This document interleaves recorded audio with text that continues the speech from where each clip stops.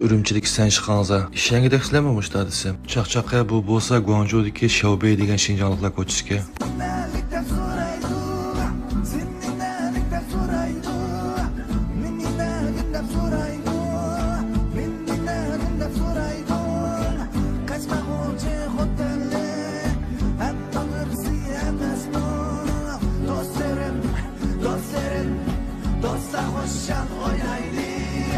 Bu yerde ticaret kılatkan Şinjanlıklarının köpüncesi Uygurlar bilen Tungallar ke. Şinjan'ın aşkhanesi, kassapxana, navayxana, andın Şinjan'ın mahsulatlarını satılgan Şinjan'ın talla bazarı hemmesi gidek bakke. Mahallimizin aslidagi dukanlarını köçürüp ekip koygan deklam. Okuş, hizmet, bu soda işleri veya ki her türlü sebepler bilen Guangzhou'da turvatkan Şinjanlıklar, işkiri ülkedeki başka şehirlerde turvatkan Şinjanlıklar qaraganda bekerek baxtlikka.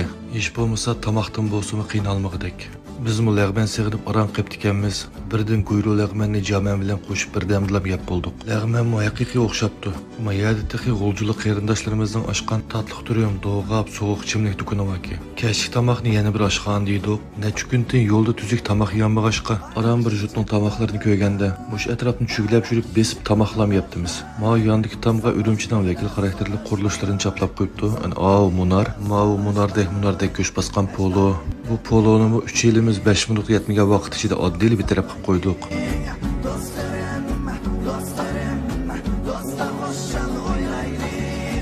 Mao bo'lsa Guangzhou Tashuke, davlatimizdagi eng egiz, dunyodagi ikkinchi egiz televiziya munari. Dunyodagi eng egiz televiziya munari bo'lsa Yaponiya Tokyodagi. Guangzhouning CBD'sining kechilik manzarasi.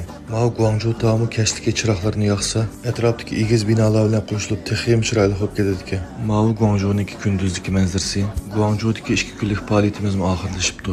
Endi Shenzhenga qarab yo'lga chiqamiz. Meni qilmoqchi bo'lgan ishim dal Shenzhenda. Shenzhenga borgandan keyin bir kun turiblar men bilan birga kelgan ishga qaytadi men qilib qolaman. Shenzhenga yo'lga chiqdik mana. Shenzhenga beriblar yotoqqa o'rlashmay turib bir alohida bir joyga bormoqchi. Shenzhenga keldik. Oldin qatim Shenzhenga kelgan vaqtimda boramagan bu yerga. Bu qatim shu yotoqqa o'rlashmay turiblar berishni o'yladim. Rasman Guangzhoudagi bir qiziqarli